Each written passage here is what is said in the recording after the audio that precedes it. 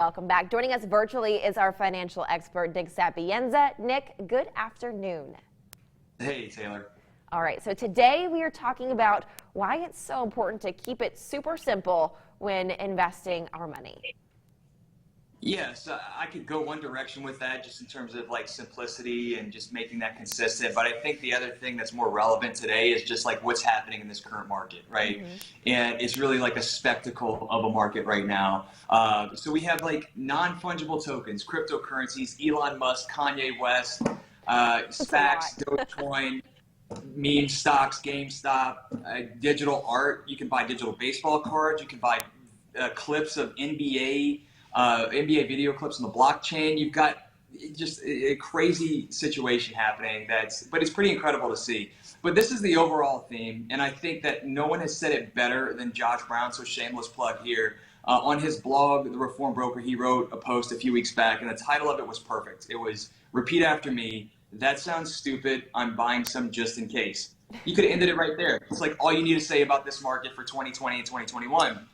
But it's like this perfect storm of the Fed stepping in a major way in 2020. Then you have people that are just flush with extra cash and too much time on their hands because we can't do anything else. And then there's this no-lose attitude that markets won't fall. If they do fall, they won't fall for long because the Fed's going to step in. And this is now like maybe more politically motivated, et cetera, et cetera.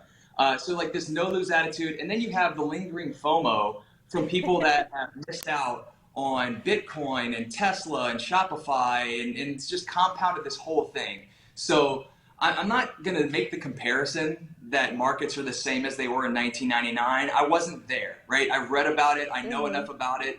But I think that what I can pull from that is that there's a similar attitude across a new class, a new wave of investors that are coming in, that are assuming that this is the new norm, and they're quitting their jobs and they're day trading. And it's like, well, first of all, they're confusing luck with skill. It's like the book Fooled by Randomness.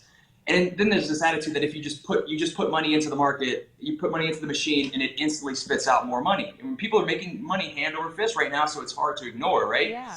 But I think counterintuitively, or maybe just like the contrarian sort of view of this, is if there were ever a time to be completely ignorant and boring about markets and your investments, that this is it. Like, you don't have to participate. But I'm not going to waste my time like lecturing anyone saying don't do this, don't do that. I think if you want to take part, then do it with an amount that you can afford to lose, that you don't really care about, right? Maybe you minimize regret in both ways, and I think that's the key, is finding that balance to where if something that you do want to purchase, that you want to invest in, you're doing it for the long term, and if it ends up changing the world, then you've put a little bit at stake, and if you didn't miss out.